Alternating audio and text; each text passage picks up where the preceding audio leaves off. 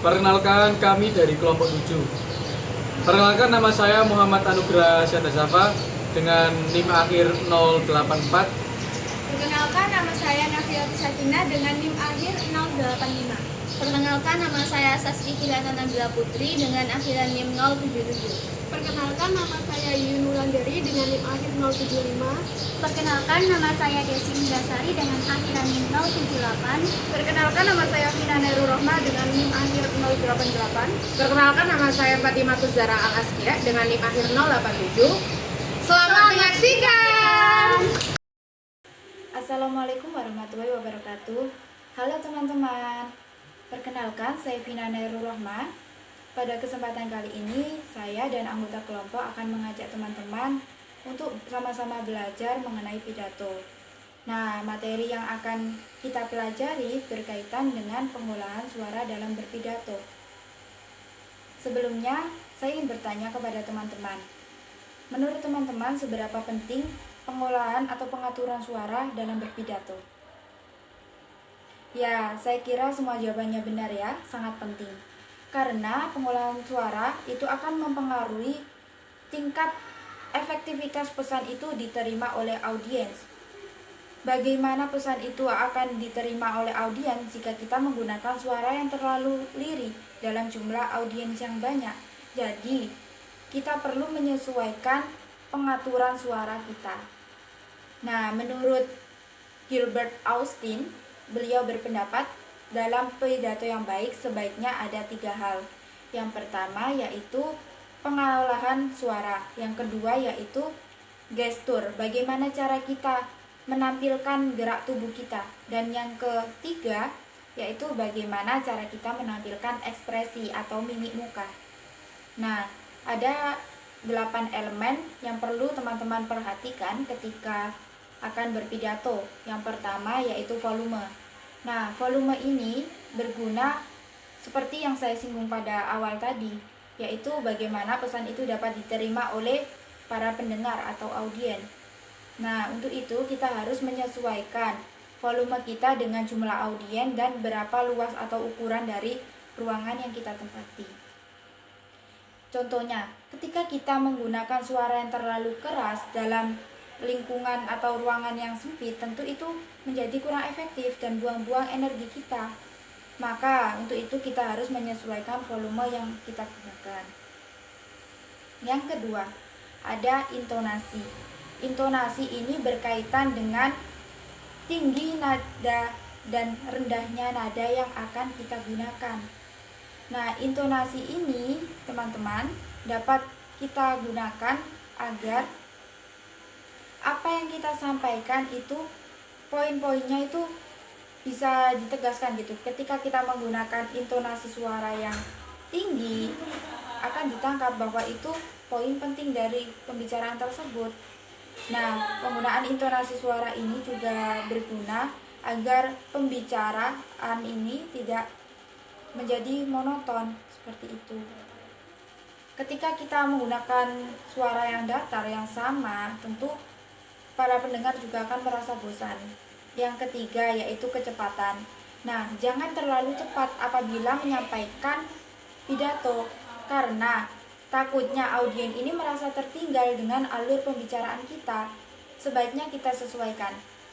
Nah, ketika kita juga tidak diperkenankan untuk terlalu lambat, karena hal itu membuat tingkat minat audiens menjadi berkurang. Dan mungkin saja audiens bisa menilai kita terlalu bertele-tele. Yang keempat yaitu berkaitan dengan artikulasi. Artikulasi itu bagaimana pelafalan kita.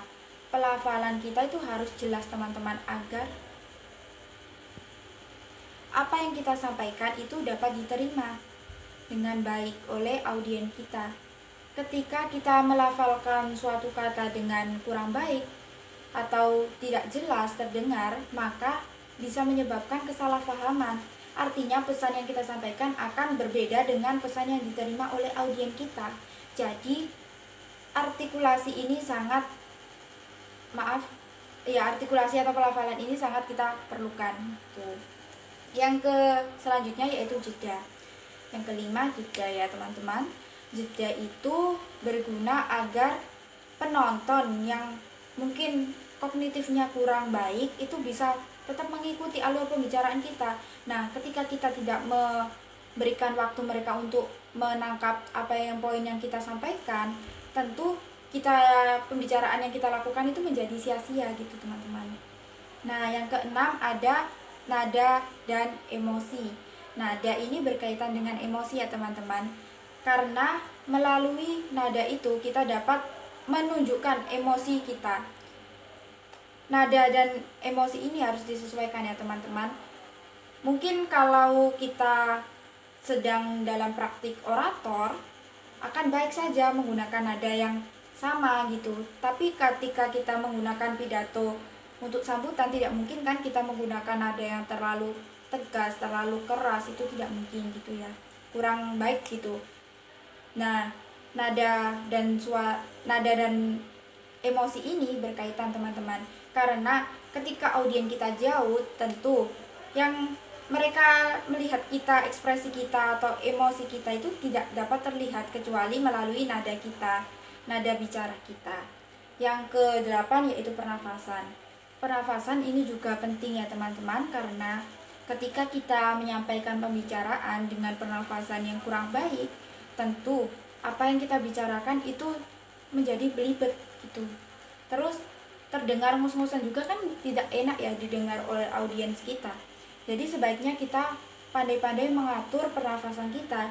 Nah, pernafasan yang baik ketika berbicara atau berpidato yaitu menggunakan perut, agar suara kita itu lebih utuh gitu, lebih enak didengar gitu, dan kita juga tidak kehabisan suara kita, seperti itu. Yang terakhir atau ke-8 berkaitan dengan vokal dan resonansi. Nah, latihan vokal ini dapat menyebabkan suara kita menjadi utuh dan penuh teman-teman. Jadi suara kita itu menjadi bulat dan enak didengar oleh audiens. Ini hampir mirip ya teman-teman dengan pernafasan tadi. Nah, itu saja elemen yang perlu teman-teman perhatikan. Selanjutnya ada tips dan trik dari kelompok yang mungkin bisa teman-teman gunakan agar pengolahan atau pengaturan suara teman-teman ketika berpidato itu menjadi lebih baik. Yang pertama, ada latihan vokal atau olah vokal. Nah, ini tuh berguna sekali teman-teman. Cara olah vokal itu ada 3, yaitu nada tinggi, nada rendah, dan nada sedang. Untuk nada tinggi, kita bisa menggunakan 3 jari. Kita masukkan ke mulut, kemudian mengucapkan vokal A, I, U, E, O secara bergantian. Untuk nada sedang, teman-teman bisa menggunakan 2 jari. Untuk nada rendah, teman-teman bisa menggunakan 1 jari. Sama ya seperti tadi teman-teman, kita mengucapkan vokal A, I, U, E, O secara bergantian. Nah, selanjutnya yaitu kita harus membaca. Nah, membaca ini ada 3 juga teman-teman. Yang pertama, membaca secara terbata-bata. Yang kedua, membaca cepat. Yang ketiga, membaca lambat. Nah, gunanya membaca ini agar pelafalan kita menjadi baik. Jadi tidak ada kata-kata yang belibet ketika kita berbicara teman-teman. Nah, saya mohon maaf karena mungkin di praktik ini saya juga kurang baik dalam menyampaikan materi. Yang ketiga yaitu berkaitan dengan apa? Tebak, ayo. Yang ketiga berkaitan dengan bagaimana cara kita mengolah nafas ya, latihan nafas kita. Nah, latihan nafas itu dapat kita praktekkan dengan cara tarik nafas yang panjang, tarik nafas pendek, seperti itu ya. Jangan lupa dikeluarkan. Nah, itu saja materi yang dapat saya sampaikan. Kurang lebihnya saya mohon maaf, dan saya berharap materi ini dapat bermanfaat bagi diri saya sendiri, bagi kelompok, serta teman-teman yang menonton video ini. Terima kasih. Wassalamualaikum warahmatullahi wabarakatuh. Bye-bye. Baik, di sini saya akan menjelaskan mengenai ekspresi dan gerak tubuh saat berpidato. Bahasa tubuh atau body language adalah gestur atau gerakan anggota tubuh yang berisi sebuah isyarat untuk menyampaikan sebuah pesan. Dengan kata lain, bahasa tubuh bisa diartikan sebagai pesan nonverbal yang disampaikan melalui gerakan anggota tubuh. Menurut Potter dan Samoval dalam Yosodipuro tahun 2020 mengungkapkan bahwa bahasa tubuh merupakan proses pertukaran pikiran dan gagasan berupa pesan yang disampaikan melalui isyarat, ekspresi wajah, pandangan mata, sentuhan, suara, postur, dan gerak tubuh. Bahasa tubuh ini banyak sekali macamnya dan sangat bervariasi. Biasanya bahasa tubuh dilakukan sesuai dengan kondisi atau situasi yang tepat. Saat berpidato, ada beberapa macam gerak tubuh yang dapat dilakukan, berupa senyum, ekspresi wajah, kontak mata, gerakan bola mata, gerakan tangan, gerakan kepala, maupun gerakan bahu. Nah, fungsi dari bahasa tubuh ini, jika diibaratkan, bahasa tubuh dapat berupa bumbu penyedap dalam sebuah masakan. Jika tidak ada, maka rasanya kurang pas. Begitu pula dengan bahasa tubuh. Coba bayangkan ketika seorang orator berpidato dan hanya diam seperti patung. Pastinya akan membuat audiens bosan dan terlihat sangat monoton.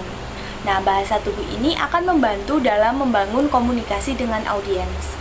Selain itu, bahasa tubuh juga merepresentasikan sebuah gagasan.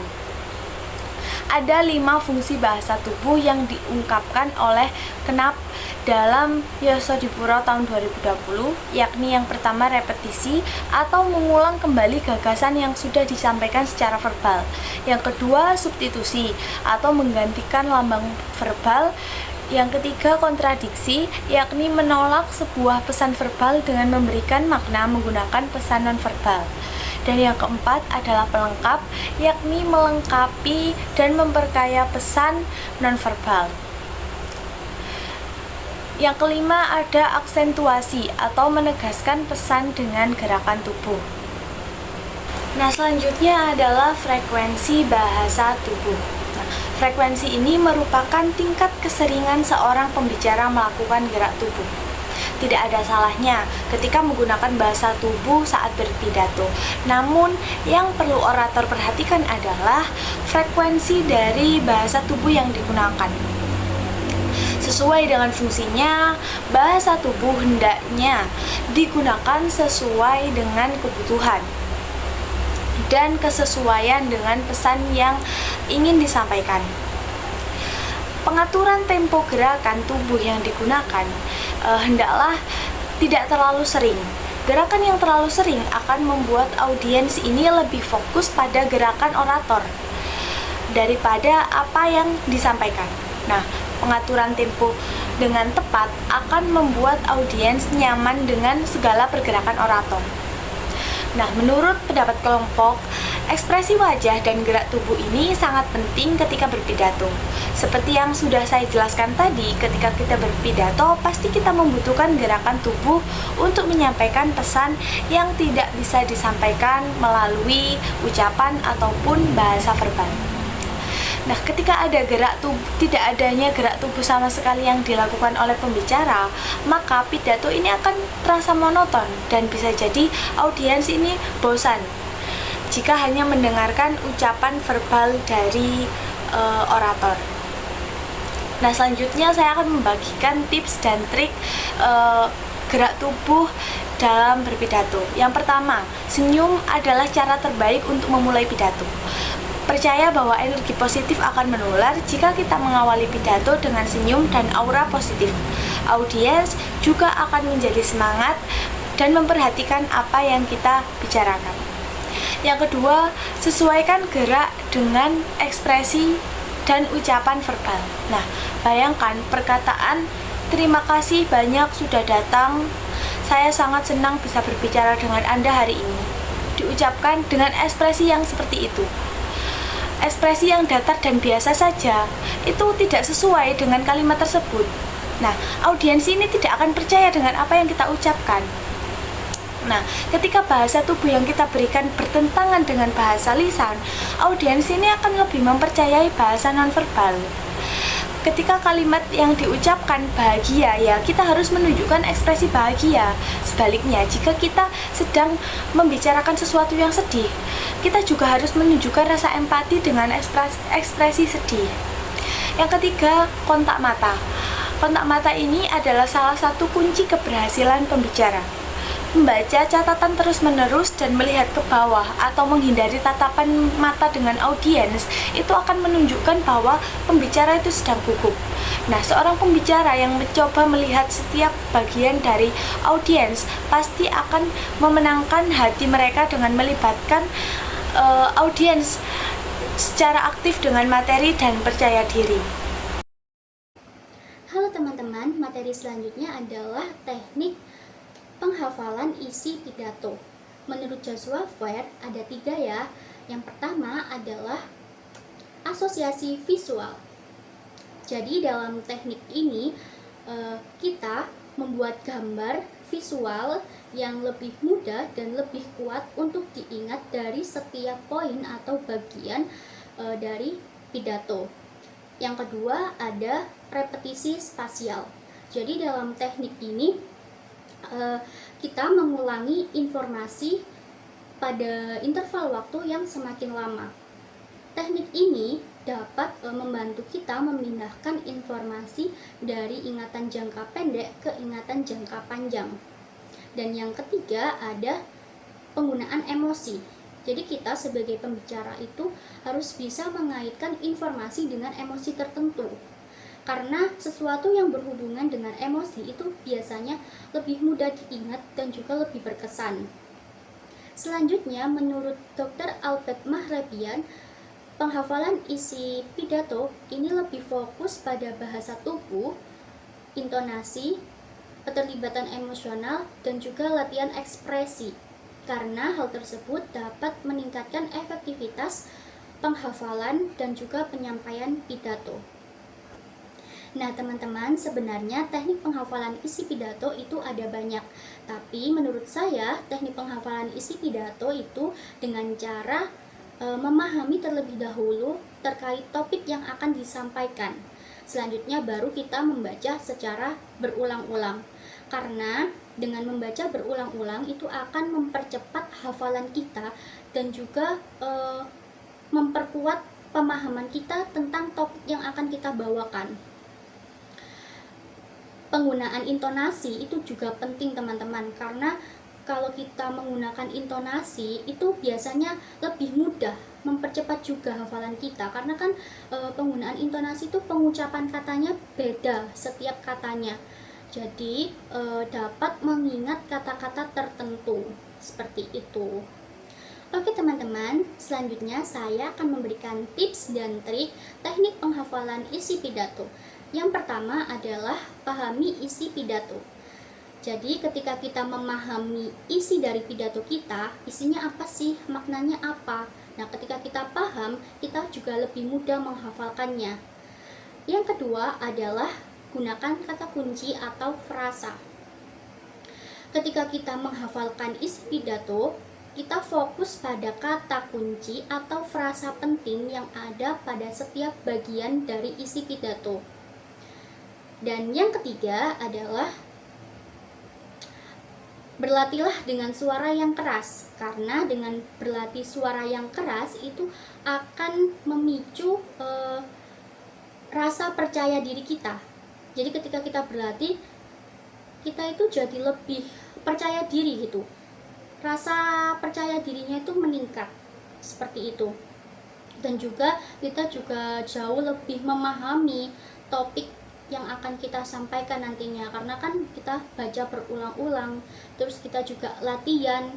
Kalau kita ada kesalahan, oh harusnya nggak gini, harusnya nggak gini. Nah itu kan kita mengulang dari awal. Nah mengulang dari awal itu juga akan membantu kita mempermudah hafalannya karena diulang-ulang. Jadi jangan lupa untuk latihan dengan suara yang keras ya teman-teman. Ingat 3 tips dari saya. Bye-bye. Halo, saya Yuyun Wulandari. Kali ini kita akan belajar tentang karakteristik penggunaan gaya bahasa dalam berretorika. Gaya bahasa dalam ilmu retorika ini dikenal dengan istilah style yang berakar dari kata stilus yang mempunyai arti alat yang digunakan untuk menulis pada lempeng lilin. Pada ilmu retorika, style ini bermakna sebagai sebuah kemampuan dan keahlian untuk dapat menulis dengan menggunakan kata-kata yang indah. Melalui gaya bahasa, pendidikan, daerah, lingkungan maupun sifatnya dapat dinilai dengan mudah. Gaya bahasa dan kosakata mempunyai hubungan yang saling berkesinambungan. Semakin banyak kosakata yang digunakan, semakin beragam pula gaya bahasa yang digunakan. Letch dan Short 1981 mengemukakan bahwa gaya bahasa adalah cara menggunakan bahasa dalam konteks tertentu oleh orang tertentu dan untuk tujuan tertentu. Dalam berretorika, gaya bahasa memiliki beberapa jenis, yaitu gaya bahasa berdasarkan pilihan kata, gaya bahasa berdasarkan pilihan nada, serta gaya bahasa berdasarkan struktur kalimat. Yang pertama ada gaya bahasa berdasarkan pilihan kata. Nah, gaya bahasa berdasarkan pilihan kata dalam bahasa standar atau bahasa baku dapat dibedakan menjadi 3, antara lain gaya bahasa resmi, gaya bahasa tidak resmi, dan gaya bahasa percakapan. Yang A ada gaya bahasa resmi. Gaya bahasa resmi adalah gaya bahasa yang bentuknya lengkap, menggunakan bahasa baku, menggunakan ejaan yang disempurnakan atau EYD lengkap, serta nada bicara cenderung datar. Biasanya bahasa ini digunakan dalam berbagai kesempatan-kesempatan yang bersifat resmi, seperti acara kepresidenan, khotbah, pidato-pidato penting, dan juga dijadikan sebagai bahasa tulisan seperti artikel atau esai yang bersifat serius. Kemudian yang B, gaya bahasa tidak resmi. Gaya bahasa tidak resmi ini adalah gaya bahasa yang digunakan dalam bahasa standar. Biasanya bahasa ini digunakan pada acara-acara yang tidak formal, sehingga bersifat konservatif. Gaya bahasa ini biasanya dipergunakan dalam karya-karya tulis, buku-buku pegangan, hingga artikel mingguan atau bulanan. Dalam indikatornya, gaya bahasa tidak resmi menggunakan bahasa tidak baku, tidak menggunakan ejaan yang disempurnakan dengan lengkap, kalimatnya cenderung singkat dan tidak menggunakan kata penghubung. Kemudian yang C, gaya bahasa percakapan. Sejalan dengan kata percakapan, terdapat juga gaya bahasa percakapan. Pada gaya bahasa ini menggunakan bahasa tidak baku.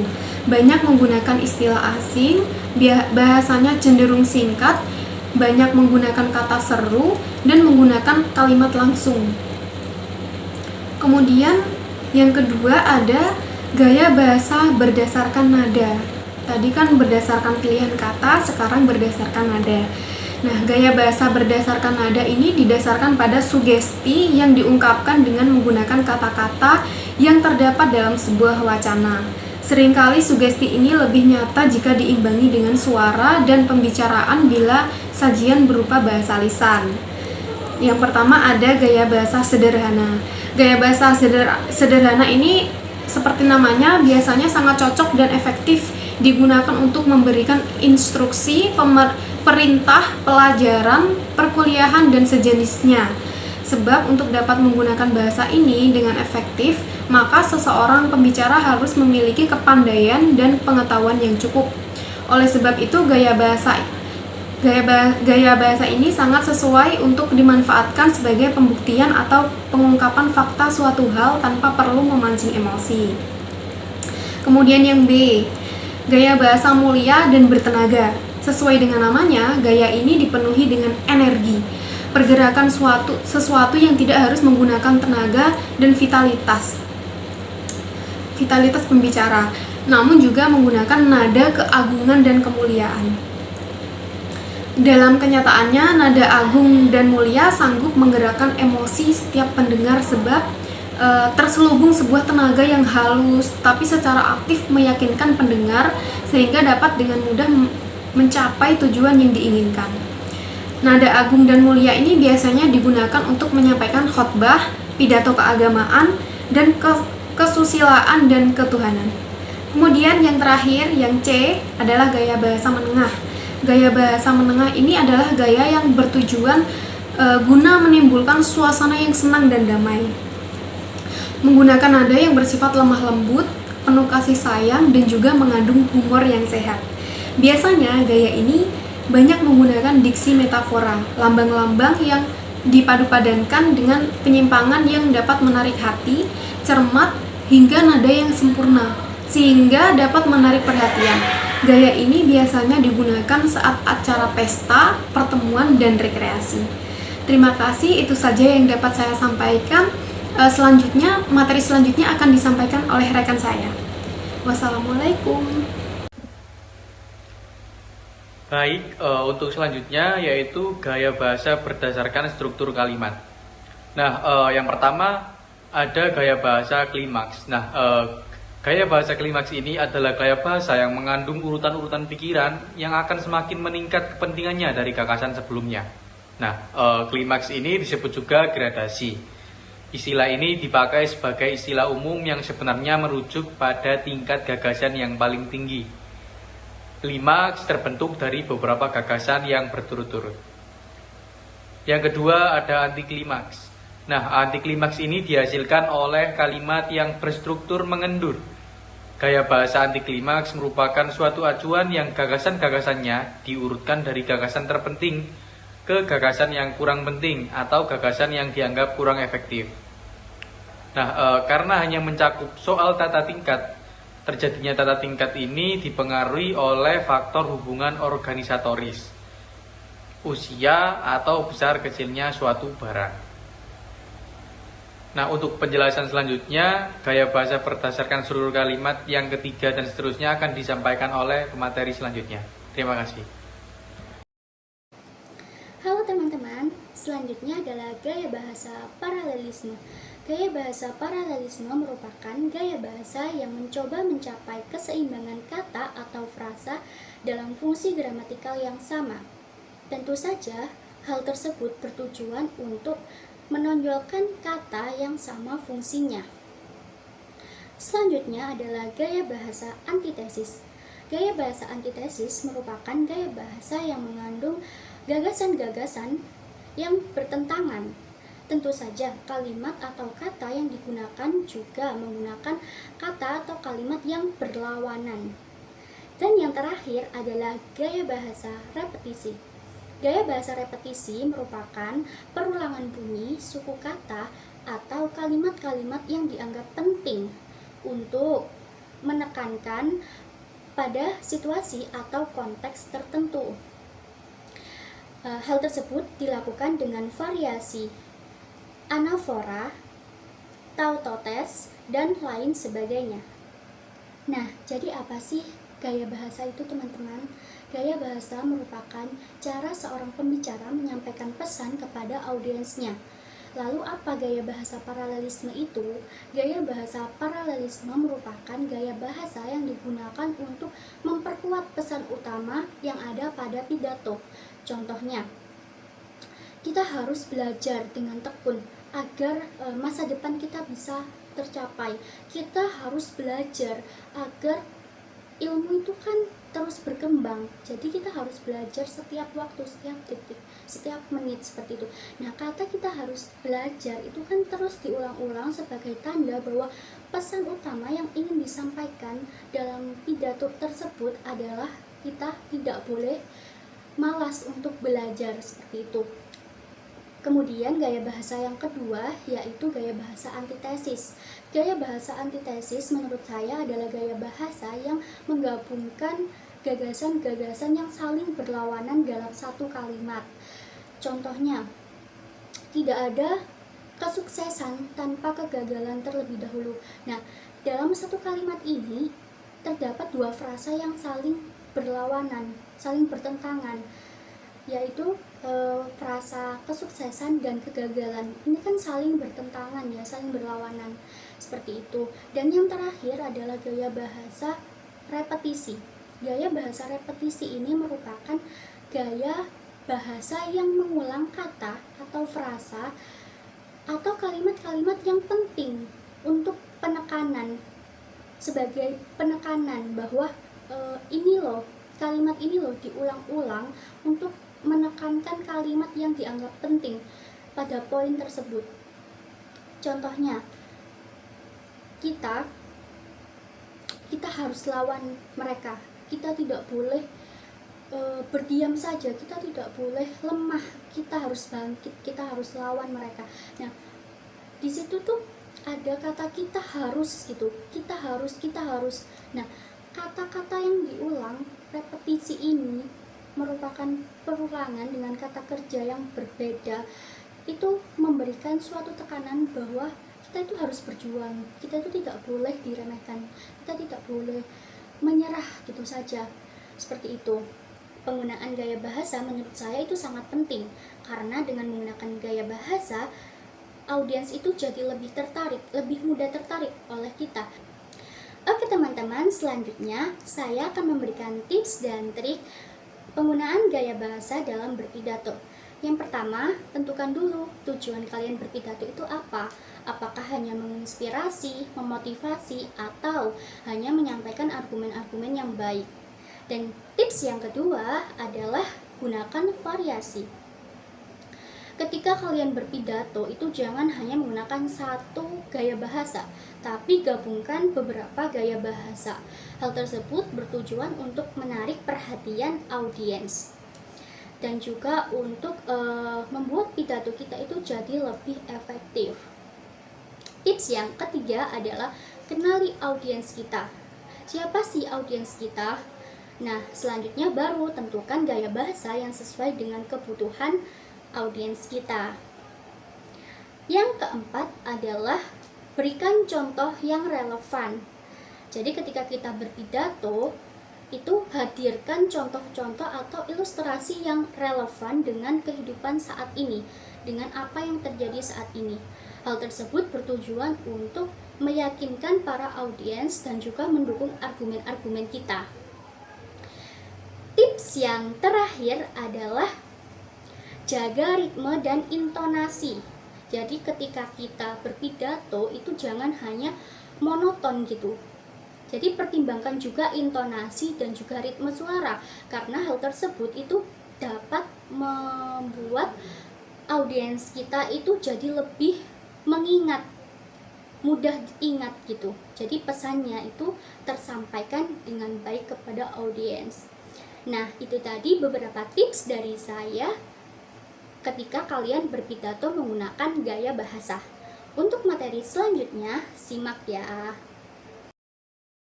Hai, materi selanjutnya saya akan menjelaskan mengenai penyusunan kerangka isi teks pidato. Menurut Somad dan Indriani pada tahun 2010, sistematika penulisan isi teks pidato terdiri dari judul, kemudian salam pembuka, yang ketiga yakni pendahuluan, kemudian isi, penutup, dan salam penutup. Selain itu, menurut Arif Yosadipuro pada tahun 2020, secara garis besar, sistematika penulisan isi teks pidato terdiri dari 3 bagian. Bagian yang pertama yakni bagian pendahuluan, terdiri dari salam pembuka, terus ucapan penghormatan kepada hadirin yang hadir, kemudian ucapan rasa syukur kepada Allah Subhanahu wa Ta'ala dan sholawat para nabi, kemudian ucapan terima kasih karena sudah diberikan kesempatan untuk berpidato, kemudian mengucapkan kalimat pengantar ke isi atau inti pidato. Bagian yang kedua yakni bagian isi. Nah, pada bagian ini merupakan pembahasan mengenai topik yang ingin disampaikan oleh pembicara. Bagian yang ketiga yakni bagian penutup atau closing. Pada bagian ini biasanya pembicara menyampaikan rasa terima kasih kepada para audiens karena sudah mau berpartisipasi untuk mendengarkan apa yang disampaikan oleh pembicara tersebut. Kemudian pada bagian ini pembicara juga merangkum isi dari pidato yang disampaikan. Kemudian barulah pembicara akan menutup dengan salam penutup. Jadi, bagaimana sih cara menyusun kerangka isi teks pidato yang baik itu? Yang pertama, yakni dengan menentukan topik. Topik ini harus disesuaikan dengan acara atau tempat di mana kalian akan berpidato. Misalnya, kalian akan berpidato di acara kemerdekaan, maka topik yang akan kalian bahas untuk berpidato disesuaikan dengan acara tersebut. Jadi, membawa atau mengangkat topik yang berhubungan dengan kemerdekaan, hak asasi, dan lain sebagainya. Dalam menentukan topik, kalian juga harus menyesuaikan dengan audiens yang akan mendengar pidato kalian. Misalnya, dalam suatu acara mayoritas audiens kalian itu adalah pemuda-pemudi, maka topik yang akan kalian bahas harus disesuaikan dan berhubungan dengan anak-anak muda. Yang kedua, yakni menentukan judul. Judul ini juga harus disesuaikan dengan topik dan isi dari pidato. Penulisan judul ini juga diawali dengan huruf kapital dan tidak diikuti tanda titik. Judul juga tidak boleh terlalu panjang dan terlalu pendek. Maka penulisan judul juga harus sesuai dengan isi dan topik pidato. Selanjutnya, poin ketiga yakni pendahuluan. Pada tahapan ini, kalian bisa membuka pidato dengan salam atau sapaan pembuka. Bisa dengan assalamualaikum warahmatullahi wabarakatuh, atau menyapa dengan selamat pagi, siang, atau sore. Kemudian kalian juga mengucapkan sapaan penghormatan kepada hadirin yang hadir dalam acara tersebut. Kemudian ucapan terima kasih karena sudah diberikan kesempatan untuk berpidato. Selanjutnya, jangan lupa untuk mengucapkan rasa syukur kepada Allah Subhanahu wa Ta'ala dan sholawat Nabi. Tahapan yang selanjutnya yakni isi pidato. Pada bagian ini terdapat beberapa poin yang perlu kalian tuliskan. Poin yang pertama yakni pengantar masalah atau topik utama dalam pidato. Poin yang kedua yakni pembahasan atau penjelasan. Bagilah isi utama menjadi beberapa subbab materi untuk mendukung topik utama. Pada setiap subbab materi kamu bisa menambahkan rincian, terus menambahkan contoh atau bukti yang mendukung topik utama. Kamu juga bisa menambahkan pernyataan umum dan argumentasi untuk menunjang pembicaraan yang kamu sampaikan. Poin yang ketiga yakni solusi atau rekomendasi. Jika pidato Anda bertujuan untuk mengajak memberikan solusi, nah sampaikanlah solusi itu apa yang ingin kalian tawarkan pada isi pidato kalian. Dan jangan lupa sampaikan manfaat dan dampak positif dari solusi yang Anda sampaikan. Jangan lupa untuk memberikan motivasi juga kepada para audiens agar apa yang kalian sampaikan itu dapat bermanfaat dan membekas di ingatan para audiens. Tahapan yang selanjutnya yakni tahapan penutup. Pada bagian ini kamu juga harus memperhatikan bagaimana cara menutup pidato dengan baik. Pidato juga harus ditutup dengan cara yang manis agar apa yang kamu sampaikan itu dapat diingat dan selalu berkesan di hati para pendengar. Jangan lupa untuk mengucapkan terima kasih karena sudah mendengar kepada audiens, karena sudah mau mendengarkan apa yang kamu sampaikan melalui pidato kamu, dan tutup menggunakan salam penutup. Tahapan selanjutnya yakni menyunting atau merevisi. Jangan lupa setelah kalian menulis teks pidato, kalian cek tuh teks pidato kalian apakah ada kekurangan atau kesalahan yang ada dalam teks pidato kalian tersebut. Kemudian revisilah sampai pidato tersebut sempurna. Selanjutnya, saya akan memberikan tips and trik bagaimana penyusunan kerangka isi teks pidato. Yang pertama yakni pahami audiens, kenali siapa orang yang akan mendengarkan pidato kamu. Apakah mereka para ahli atau mereka adalah orang awam. Ini akan mempengaruhi tingkat kedetailan isi pidato yang akan kamu sampaikan. Kedua, yakni pilihlah topik utama. Tentukan topik utama dan pesan yang ingin kalian sampaikan. Pastikan topik tersebut itu relevan dan menarik bagi para audiens. Yang ketiga, yakni susun poin-poin utama. Identifikasi poin-poin utama yang mendukung topik utama kamu. Pastikan poin-poin tersebut itu terorganisasi atau terorganisir dengan baik dan logis. Yang keempat, gunakan struktur yang jelas. Susun kerangka pidatomu dengan struktur yang jelas, seperti pengenalan, pengembangan, dan kesimpulan. Yang kelima, yakni tambahkan ilustrasi atau contoh. Perkuat poin-poin utamamu tadi dengan ilustrasi atau contoh yang konkret. Hal ini akan membantu audiens untuk bisa memahami apa yang kamu sampaikan dengan lebih baik. Selanjutnya, yakni berikan transisi yang lancar. Pastikan setiap poin-poin tersebut terhubung dengan lancar dengan menggunakan kata hubung atau frasa yang akan menghubungkan alur pidatomu. Yang selanjutnya, yakni pastikan setiap bobot dari poin-poin utama tersebut seimbang. Tidak ada poin atau topik yang lebih condong di antara yang lainnya. Yang terakhir yakni revisi dan praktek. Pastikan setelah kalian menulis isi teks pidato, kalian merevisi pidato tersebut apakah ada kekurangan atau kesalahan.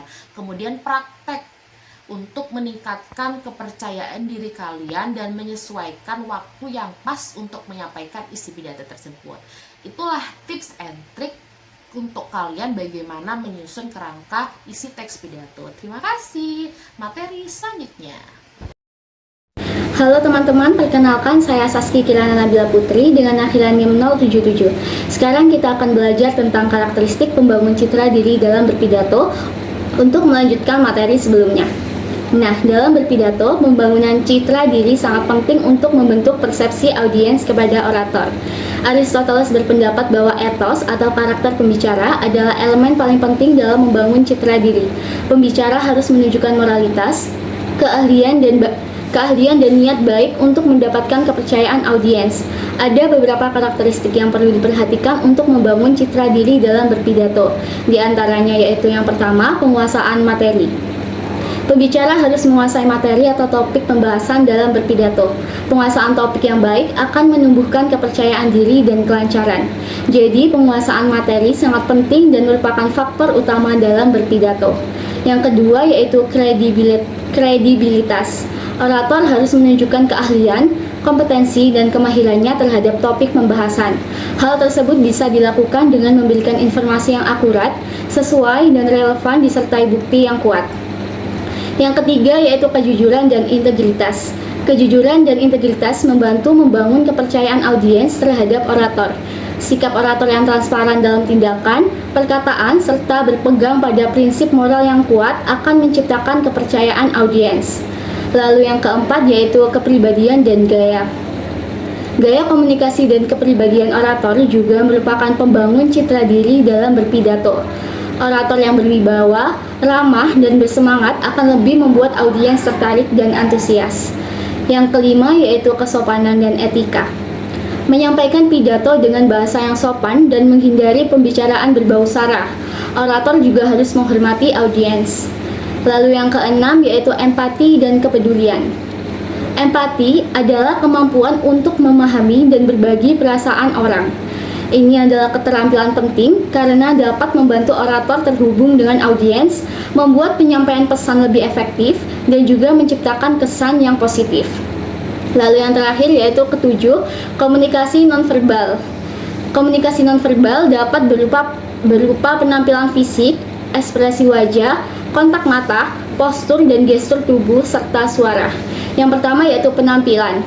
Penampilan yang sesuai dan pas dengan situasi, rapi, bersih, sopan, dan enak untuk dilihat, baik digunakan oleh orator. Tidak perlu menggunakan pakaian mahal dan aksesoris berlebihan, cukup disesuaikan dengan konteks. Lalu ekspresi wajah. Ekspresi wajah akan mengartikan motif dan emosi sehingga audiens akan merespon lebih baik. Kontak mata. Kontak mata akan membangun hubungan positif antara orator dan audiens. Mereka akan merasa lebih dihargai. Lalu yang terakhir yaitu karakteristik suara. Karakteristik suara dapat menyampaikan pesan tertentu. Seorang orator dapat secara sengaja mengatur intonasi, kecepatan, dan penekanan untuk menyampaikan pesan khusus. Bahasa nonverbal akan berdampak pada cara pesan diterima, seberapa terlibatnya audiens, dan apa yang audiens pikirkan tentang orator sebagai individu. Oke, selanjutnya saya akan memberikan tips and trik untuk membangun citra diri dalam berpidato. Yang pertama yaitu kita harus paham dengan materi yang akan kita bawakan. Dengan memahami materi, kita akan lebih percaya diri saat berbicara atau berpidato di depan umum. Lalu yang kedua yaitu gunakan bahasa tubuh atau komunikasi nonverbal yang terbuka dan ramah agar audiens lebih tertarik. Salah satunya dengan menyapa dan melakukan kontak mata, audiens akan lebih merasa dihargai. Demikian penjelasan materi tentang karakteristik pembangun citra diri dalam berpidato. Materi selanjutnya akan disampaikan oleh rekan saya. Hai, terima kasih. Nah, untuk poin terakhir yaitu trik untuk meningkatkan emosional khalayak atau audiens. Nah, Dari beberapa sumber yang kami baca dan diskusi dengan beberapa praktisi, kami dapat menyimpulkan bahwa ada beberapa poin untuk meningkatkan emosional khalayak atau audiens. Nah, untuk tips dan triknya, yang pertama adalah kembangkan pesan emosional. Nah, mengembangkan pesan emosional ini kalian bisa mengajukan pertanyaan retoris untuk dapat membuat audiens berpikir lebih dalam serta merasa lebih terlibat. Nah, pertanyaan retoris itu misalnya ketika kalian bertanya kepada audiens, bagaimana perasaan Anda jika hal ini itu terjadi kepada Anda gitu. Nah, ketika kalian mengajukan pertanyaan retoris seperti itu, otomatis audiens akan berpikir gitu loh. Karena ditanya bagaimana perasaan Anda jika hal ini terjadi kepada Anda. Jadi si audiens pasti berpikir mendalam gitu.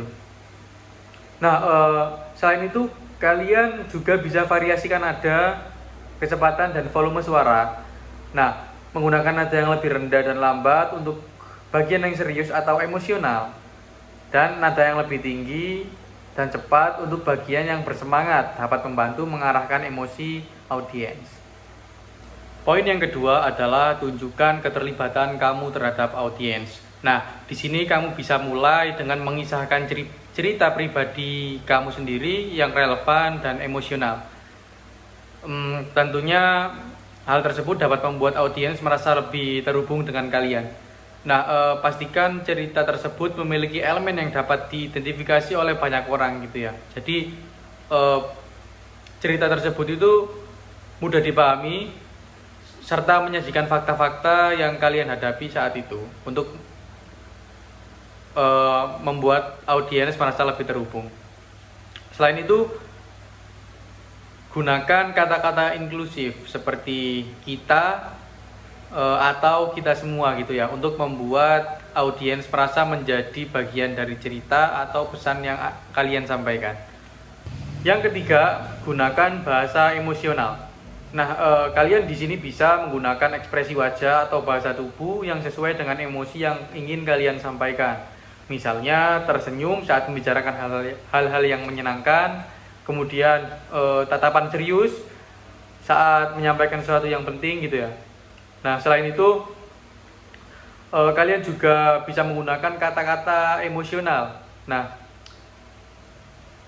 kalian itu bisa menggunakan kata-kata emosional ini seperti kata cinta, ketakutan, kebahagiaan, atau kesedihan. Nah, kata-kata tersebut itu bisa mempengaruhi emosi audiens. Poin yang keempat atau yang terakhir yaitu ciptakan pengalaman yang emosional. Nah, kalian di sini bisa mengajak audiens untuk membayangkan suatu situasi atau skenario yang kalian buat gitu. Nah, penggunaan deskripsi visual yang kaya itu akan dapat membuat audiens merasakan emosi yang kalian gambarkan gitu. Jadi, misalnya audiens kalian suruh bayangkan mengenai hal-hal atau alasan kenapa mereka berjuang. Misalnya salah satu audiens berpendapat bahwa alasan mereka berjuang adalah untuk kedua orang tua dan lain-lain. Oleh karena itu, ajaklah audiens untuk membayangkan orang tuanya gitu. Ajak mereka untuk membayangkan mengapa mereka berjuang dan untuk apa mereka berjuang, sehingga mereka bisa tersentuh emosinya. Nah, setelah itu kalian bisa memberikan solusi dan harapan. Nah, setelah membahas masalah atau tantangan emosional, kalian harus menawarkan solusi atau harapan. Nah, ini dapat membantu mengalihkan emosi negatif menjadi positif dan membangkitkan semangat audiens. Nah, itu saja yang bisa saya sampaikan. Terima kasih telah menyimak vlog kami. Saya ucapkan terima kasih. Wassalamualaikum warahmatullahi wabarakatuh. Terima kasih. Semoga apa yang kami sampaikan dapat bermanfaat. Wassalamualaikum warahmatullahi wabarakatuh.